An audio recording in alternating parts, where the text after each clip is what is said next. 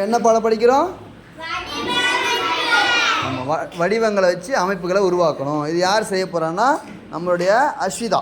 Okay okay Ashwitha எடுத்து அடுக்குங்க. இங்கே உங்களுக்கு சில வடிவங்கள் கொடுத்துக்குறோம், அது வரிசையாக அடுக்குங்க பார்ப்போம். என்ன அது வைக்கிறீங்க? முதல்ல என்ன வச்சிங்க? சதுரம். அடுத்து என்ன வைக்க போகிறீங்க? வைங்க பார்க்கலாம். ஓகே, அடுத்தது என்ன வைக்கலாம்? எடுங்க, எடுத்து வைங்க.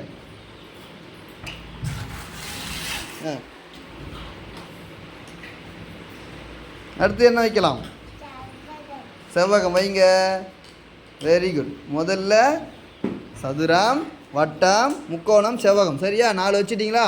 இப்போ அதுக்கு அடுத்த செட்டு அடுத்த வரிசை வைங்க பார்க்கலாம். முதல்ல என்ன வைக்கணும்?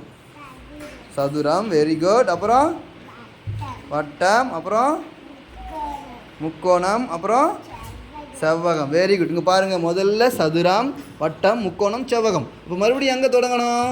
சதுரம், வட்டம், முக்கோணம், செவ்வகம். சரியா? சீரா அடுத்தடுத்து வந்துருக்குதா? இதுதான் என்ன அமைப்புகள்? இதுக்கு பேர் என்ன அமைப்புகள்? இதுக்கு பேர் என்ன அமைப்புகள்?